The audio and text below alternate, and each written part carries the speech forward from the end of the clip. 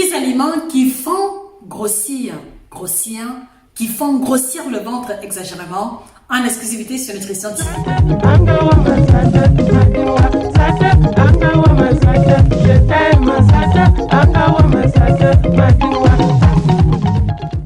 Bonjour à vous, chers téléspectateurs. Je suis encore heureuse de vous retrouver parce qu'on parle encore d'alimentation aujourd'hui et on continue avec l'épisode entamé vis-à-vis du ventre plein. Alors, la dernière fois, il était question de vous présenter les 4 étapes fondamentales qui aident à retrouver le ventre plat et j'espère que vous avez vraiment compris pourquoi est-ce que le processus était fondamental. Aujourd'hui, on va aller en profondeur sur les causes et on va surtout s'attarder sur les 10 aliments que nous consommons pratiquement tous les jours, qui ont un effet négatif sur la santé, mais plus encore qui vont faire gonfler le ventre ou alors qui vont allonger le tour de taille. C'est la thématique que nous abordons ici en exclusivité. Mais avant de rentrer dans le vif du sujet, vous le savez, je vais vous inviter à vous abonner sur la page en cliquant sur le bouton s'abonner. Surtout si vous arrivez ici pour la première fois, ne manquez pas d'activer la clochette de notification parce que il y a encore plein de vidéos en préparation sur la thématique du ventre plat également, sur plein d'autres thématiques. Et si vous arrivez également ici pour la première fois, je voudrais vous inviter à prendre le temps de suivre attentivement les différentes vidéos. Vous allez apprendre plein de choses. Alors, quels sont donc les 10 aliments qui vont avoir l'effet négatif sur le ventre plat? Alors, il faut comprendre que ces aliments ont été répertoriés en fonction de leurs caractéristiques principales. La première catégorie d'aliments qui fait gonfler, qui fait grossir le ventre, j'ai fait allusion ici aux aliments qui fermentent. Alors, quand nous parlons d'aliments qui fermentent, il s'agit des aliments particulièrement très riches en fibres, mais dont la consommation va demander beaucoup de travail au niveau du tractus gastro-intestinal. Alors, comme exemple d'aliments qui fermentent, on a le chou, particulièrement le chou cru, les légumes divers crus, voilà, qui contiennent excessivement de fibres et dont la dégradation ou alors l'assimilation va impliquer les bactéries probiotiques au niveau du tractus gastro-intestinal. Et en fait, la dégradation de ces fibres-là par ces bactéries va susciter la production de gaz et c'est pour ça que vous allez vous retrouver ballonné, c'est pour ça que vous allez quelquefois avoir les gargouillements, la sensation du ventre qui fait les bruits. Donc il y a déjà les crudités, il y a aussi les légumineuses, à savoir le haricot, petit pois, pois chiches, etc. Alors, si vous voulez, est-ce que le but ici est de vous demander de suspendre complètement la consommation de ces aliments? Non, parce que ce serait un peu contradictoire de ce que les nutritionnistes nous vous recommandons. Donc, il sera plutôt question de revoir la fréquence de consommation à la baisse ou alors d'apprendre à faire légèrement cuit vapeur les légumes fermentescibles avant de les intégrer dans votre alimentation ou alors de consommer la version fermentée. Oui, je sais que ça peut sembler vraiment tiré par les cheveux, mais vous devez comprendre que les légumes fermentés, en tout cas fermentés dans les règles de l'art, vont avoir un impact encore plus intéressant sur la santé que la version crue. Les légumes fermentés tels que le chou fermenté, les olives, la choucroute en général, leurs nutriments vont être bien mieux assimilés au niveau de l'intestin que la version crue. Donc, nous vous encourageons à consommer les légumes fermentés ou alors légèrement cuits vapeur pour minimiser l'impact de leur assimilation au niveau de votre ventre. Voilà, donc ça c'est la première classe alimentaire. Deuxième classe alimentaire qui va faire gonfler le ventre, je fais allusion ici aux boissons gazeuses. Vous le savez déjà, mais je crois qu'il est important que nous revenions dessus. Les boissons gazeuses, mais particulièrement les boissons gazeuses sucrées, à savoir les jus gazeux, les sodas d'hiver, et parce que vous le savez, ils contiennent du gaz carbonique. Un exemple concret, lorsque vous prenez une bonne gorgée de boisson gazeuse, de jus gazeux, qu'est-ce qui se passe en général? Une fois que vous avalez, après avoir avalé, immédiatement, vous allez rôter. Donc, vous allez rôter, en fait, vous allez expulser une partie du gaz carbonique en question. Et donc, en fait, si vous consommez régulièrement les boissons gazeuses sucrées, vous allez vous rendre compte que vous n'êtes pas en mesure d'expulser complètement tout le gaz que vous avez ingéré. Donc, c'est la raison pour laquelle cela va finir par générer le gros ventre à votre niveau. Voilà, donc il y a les boissons gazeuses sucrées. Alors, troisième classe alimentaire, ici, c'est une classe alimentaire très délicate.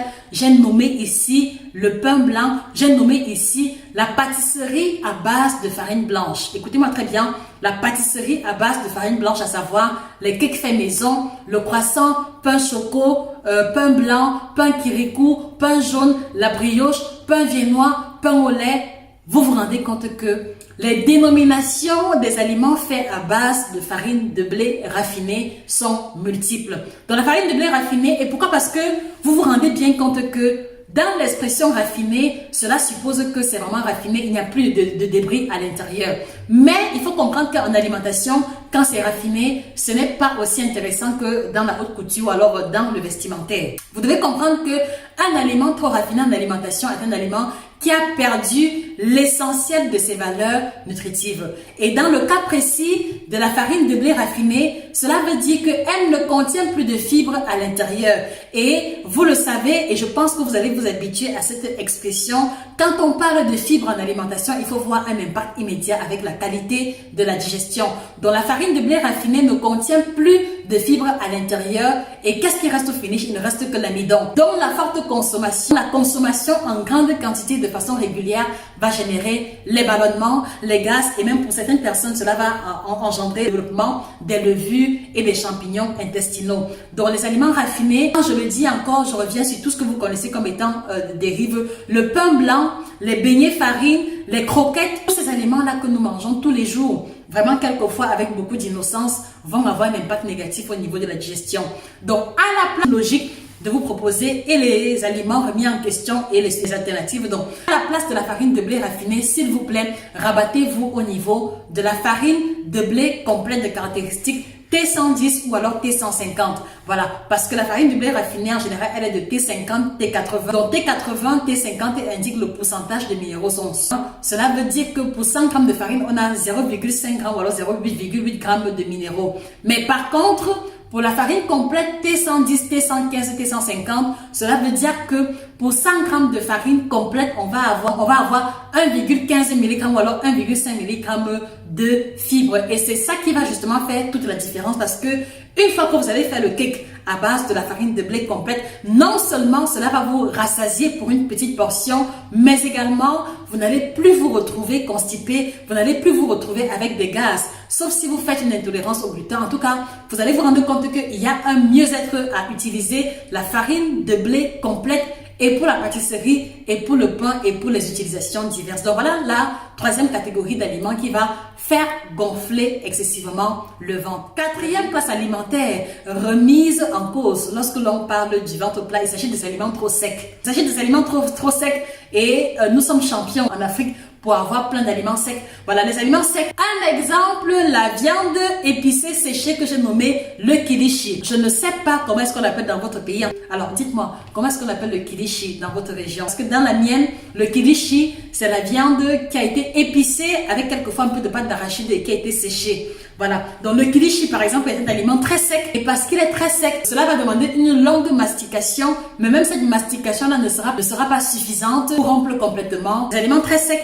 Parce que comme ils sont trop secs, ils vont demander beaucoup de liquide pour leur assimilation. Si vous faites partie des personnes qui ne boivent pas suffisamment d'eau, vous allez vous retrouver constipé et voilà comment est-ce que vous allez immobiliser pendant longtemps au niveau de votre tractus gastro-intestinal ces aliments-là qui vont commencer à fermenter, commencer à vous ballonner et vous faire des gaz nauséabonds. Donc les aliments secs, j'ai nommé le kilishi, j'ai également nommé les croquettes, j'ai également nommé le maïs grillé avec les arachides, j'ai également nommé les patates séchées, j'ai également nommé les dattes. Bref, vous le savez mieux que moi, nous avons plein d'aliments séchés dans notre environnement, dans notre héritage culinaire africain qui fait en sorte que leur consommation, et particulièrement pour ceux qui ne boivent pas suffisamment d'eau, va générer le gros ventre parce que le fait de ne pas boire suffisamment va les immobiliser au niveau du tractus gastro-intestinal et résultat, on va se retrouver avec un tour de taille proéminent. Dans les aliments secs, on va trouver le moyen d'en consommer moins souvent ou alors de faire l'effort de boire un peu plus chaque fois qu'on les consomme pour faciliter leur élimination vers l'extérieur. Petite pause et ce sera le moment de boire mon super thé Alvéus. Le thé, voilà, une de 30 plantes bio certifiées, vous le savez. Vous allez vous habituer à ça parce que je ne compte pas me lasser.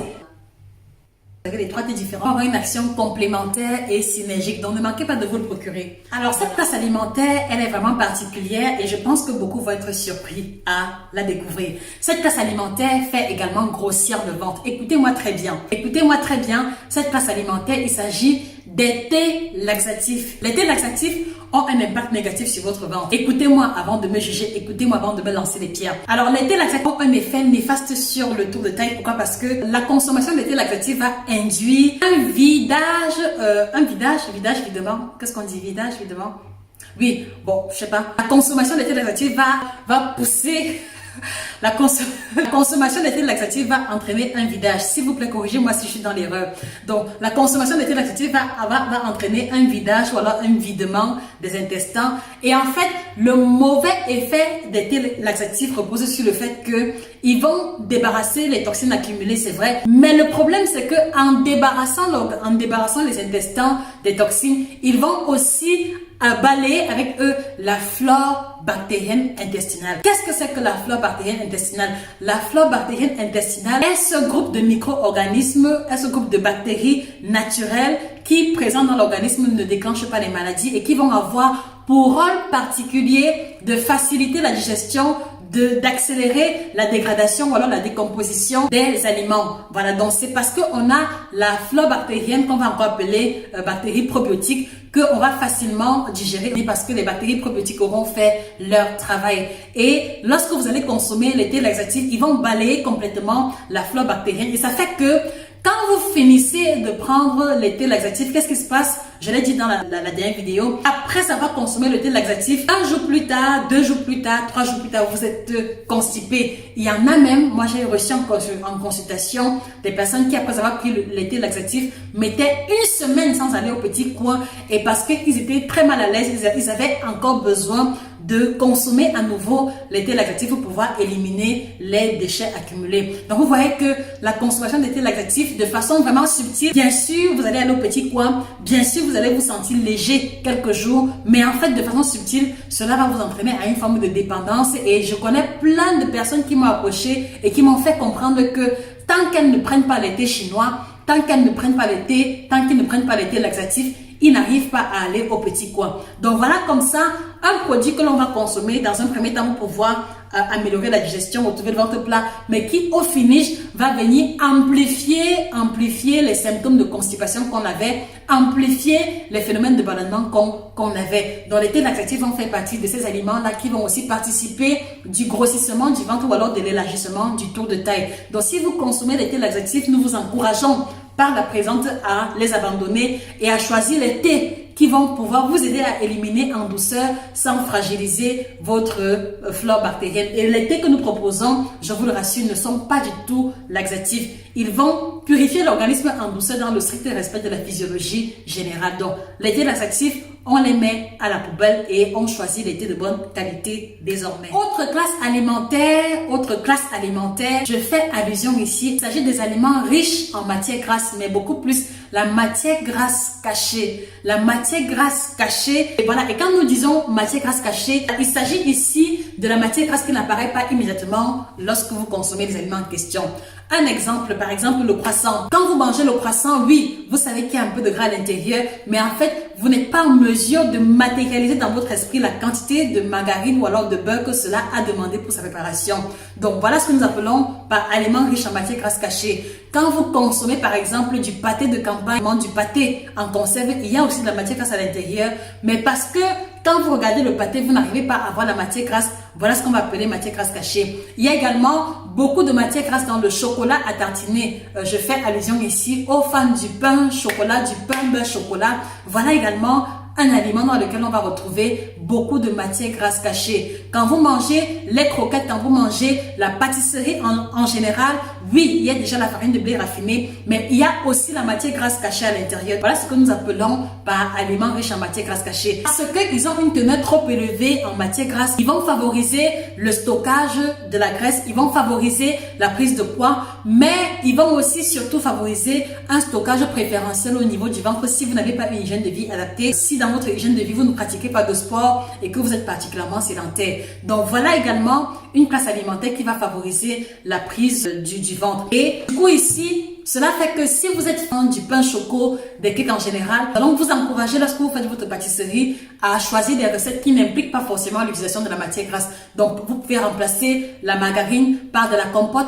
Et si vous êtes fan du pain chocolat, l'astuce que j'ai adoptée, c'est je prenais le pain complet et je prenais 1 ou 2 carrés de chocolat noir et je laissais fondre légèrement et c'est avec ça que je tatinais mon pain. Quand je mangeais le pain complet avec 2 carrés de chocolat noir, le goût du chocolat noir 70% de cacao que j'utilisais, le goût du chocolat était tellement intense que je n'avais plus envie d'en remanger encore immédiatement. Donc ça peut aussi être le cas pour vous. Donc si vous aimez beaucoup la pâte à tatiner chocolat, privilégiez à la place du chocolat noir qui va vous apporter du vrai chocolat avec moins de matière grasse et avec moins de sucre. Si vous êtes fan du foie gras ou du pâté de campagne qui est très gras et qui est très calorique, nous avons nos aliments tropicaux, nous avons les safou, ce qu'on va encore appeler les prunes, les atangas. On peut manger le pain avec, vous pouvez laisser tomber les rillettes, foie gras, jambon, pâté et tartiner votre pain avec ou l'avocat, avec ou les safou. Dans tous les cas, vous vous rendez bien compte que dans les safou et l'avocat, on aura toujours la matière grasse, mais ce sera la matière grasse de bonne qualité qui va plutôt aider à éliminer le gras déjà installé dans l'organisme. Donc, voilà en ce qui concerne les aliments riches en matière grasse. Alors, autre classe alimentaire, j'ai nommé ici le riz blanc.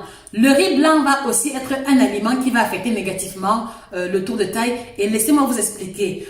Une fois de plus, alors vous devez comprendre qu'à l'origine, la coupe transversale du riz correspond à l'image que vous voyez à l'écran. La coupe transversale du riz suppose qu'il y a d'abord l'enveloppe qui est dure, qui protège la graine, mais après ça, on va aussi avoir une deuxième couche qui est en général de couleur rouge ou noire ou marron ou jaune en fonction de la variété de riz. Et c'est la couche marron en fait qui va contenir avec elle les sels minéraux, le germe qui contient les vitamines de complexe B, les sels minéraux magnésium, phosphore, potassium. Et malheureusement, les industriels vont prendre sur eux ils vont prendre sur eux de retirer le germe du riz complet originel, de polir complètement ce riz-là pour lui donner la coloration blanche. Et en fait, une fois qu'on a retiré le germe au riz complet originel, on va avoir le riz blanc qui ne contient que de l'amidon. Et vous le savez, de la même manière qu'avec le pain blanc, de la même manière qu'avec la farine de blé raffinée, le riz blanc, elle va apporter essentiellement l'amidon avec quelques vitamines à l'état de trace.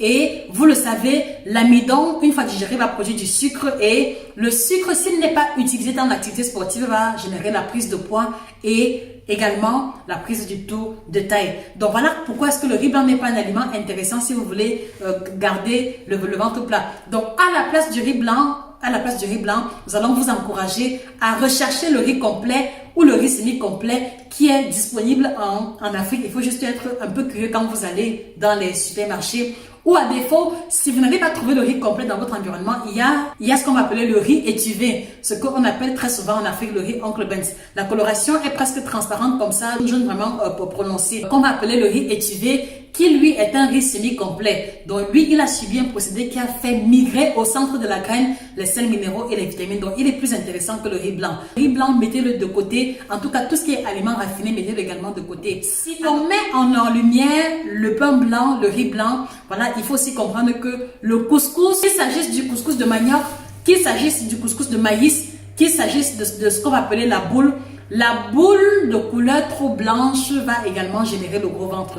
Voilà, pardon pour ceux qui aiment le couscous, mais je dois vous dire la vérité. Alors, qu'est-ce qui se passe avec le couscous de maïs? Le couscous de maïs, à l'origine, si vous regardez très bien le couscous de nos grands-parents, le couscous de nos grands-parents n'était jamais de couleur très blanche, comparé au couscous que nous mangeons désormais qui est très blanc, qui est très propre.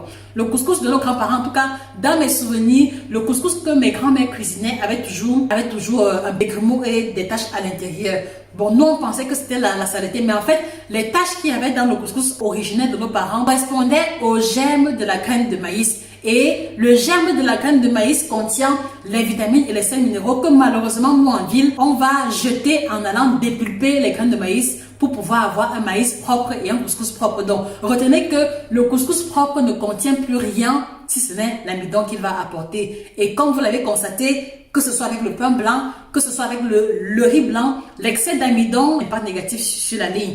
Donc, si vous aimez le couscous de maïs, s'il vous plaît, cuisinez votre couscous de maïs sans plus dépulper la graine comme on le faisait par le passé. Et dans le cas du foufou, c'est-à-dire le couscous de manioc, c'est encore plus catastrophique. Et je vais vous expliquer pourquoi. Le cas du couscous de manioc est plus catastrophique parce que pour obtenir le couscous de manioc, qu'est-ce qu'on fait? On fait tremper le manioc, et quand on fait tremper le manioc pendant 2, 3, 4, 5 jours, toutes les vitamines, tous les sels minéraux vont s'écouler dans l'eau qui sera jetée par la suite. Donc, qu'est-ce qu'on va obtenir à la fin? On va obtenir une pâte qui va être séché, écrasé ou alors mouliné, qui va être tamisé. Donc même les quelques fibres qui restaient dans le couscous de manioc vont être enlevées et à la fin, on va avoir une pâte élastique de couleur blanche propre qui correspond à quoi, qui ne correspond qu'à l'amidon sans plus rien à l'intérieur. Donc voilà pourquoi est-ce que le couscous, le foufou, tout ce qui est, c'est-à-dire que tout ce qui est foufou, quelles que soient les appellations, couscous à base de maïs, particulièrement le maïs dépulpé,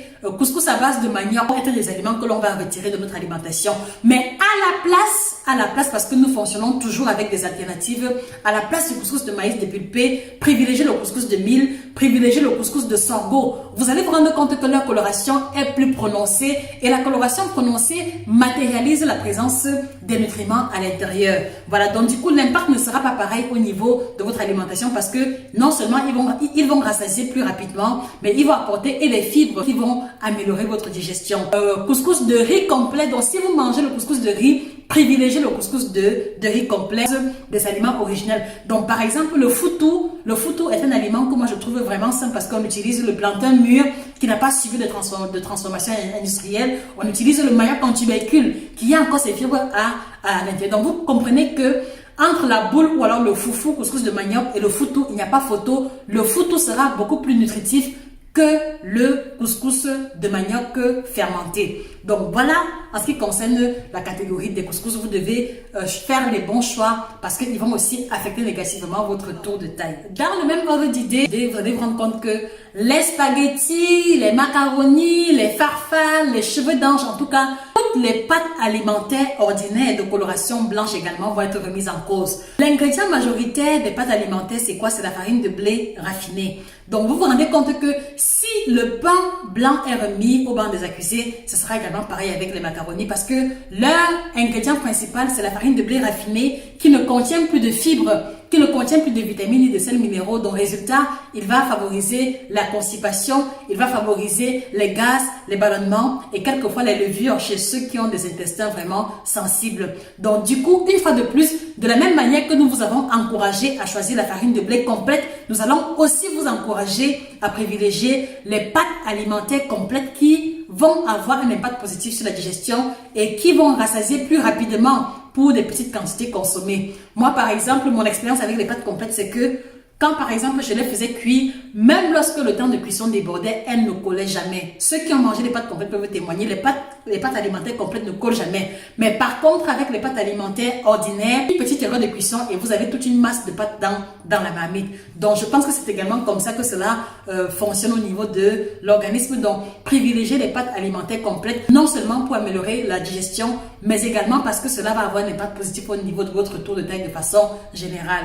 Autre classe alimentaire, j'ai fait allusion à nos sauces africaines trop lourdes. Nos sauces africaines trop lourdes. Qu'est-ce que j'entends par là? Je fais allusion à la sauce graine, je fais allusion au ndolé, je fais allusion à l'okok, je fais allusion à toutes nos sauces africaines à base de sésame, à base d'arachide, à base de graines de courge et de beaucoup de matières grasses. Donc vous vous rendez bien compte que la particularité de beaucoup de nos sauces africaines fait que on utilise beaucoup de matières grasses, surtout l'huile de palme raffinée au pain. On utilise également des graines oléagineuses qui contiennent également beaucoup de matières grasses. J'ai cité les arachides, les graines de courge, le sésame et également les graines d'amande. Vous vous rendez compte qu'une sauce qui va contenir de l'huile de palme en excès ou alors le jus de noix de palme en excès oléagineuse va être un cocktail explosif en calories, va être trop calorifique. Et si vous êtes une personne sédentaire et que vous voulez consommer ces sauces-là de façon régulière, non seulement vous allez prendre du poids, mais il y aura un stockage préférentiel au niveau du ventre. Donc du coup, ça fait que si vous vous retrouvez dans une posture actuellement où vous voulez diminuer le tour de taille, mettez un frein aux sauces typiques africaines et privilégiez à la place les bouillons, les légumes sautés et réservez la consommation de nos sauces africaines 1 à 2 fois par semaine pour minimiser l'impact de cela sur votre ligne et également sur votre tour de taille. Donc voilà, chers téléspectateurs, les 10 classes alimentaires que nous avions pour objectif de vous présenter qui vont faire grossir le ventre. Alors, moi je vous pose la question, de toutes les classes alimentaires que nous avons listées, quelles sont les classes alimentaires remises en cause à votre niveau? Quels sont ces aliments-là que vous consommez qui vous ont conduit à un commandement? Et quelle résolution est-ce que vous prenez pour pouvoir retrouver le ventre plat? Alors, si vous m'écoutez encore jusqu'à présent, cela veut dire que vous avez un problème énorme au niveau de votre ventre. Cela veut dire que vous voulez diminuer le ventre d'une manière ou d'une autre et donc par conséquent, cet ouvrage que je m'en vais vous présenter vous concerne également. Donc, vous avez à l'écran le guide complet du ventre plat qui revient sur tout ce qu'il faut savoir pour retrouver le ventre plat, particulièrement si vous êtes un Africain, particulièrement si vous mangez africain, parce que toutes les astuces que nous avons données font référence à nos pratiques alimentaires africaines. Voilà, et même si vous êtes européen, vous allez également trouver les principes fondamentaux du ventre plat à l'intérieur. Donc, je vous invite à vous procurer cet ouvrage en cliquant sur le lien épinglé au niveau des commentaires et de passer rapidement votre commande. Donc, vous allez trouver à l'intérieur toutes les astuces, les aliments qu'il faut manger, qu'il faut éviter au-delà de ce que nous avons développé ici. Que vous soyez un homme, que vous soyez une femme qui a accouché ou pas, vous allez trouver à l'intérieur toutes. Voilà, et également, ne manquez pas de vous procurer l'ouvrage qui revient sur les 7 aliments que vous devez bannir de votre alimentation parce qu'il va rendre les hommes impuissants, parce qu'il va réduire les chances de conception chez les femmes. Bref, ce sont des aliments qui vont avoir un impact négatif sur la santé de façon générale. Et 9 aliments tropicaux qui vous aideront à changer radicalement votre santé. Donc, vous allez trouver plutôt à l'opposé du précédent, les aliments africains qui ont un impact positif sur la santé, les aliments de tous les jours qui vont nous aider à guérir des petits bobos sans forcément avoir à dépenser des tonnes. Donc, et puis également, je vous encourage à vous procurer notre kit détox bio qui possède une triple action.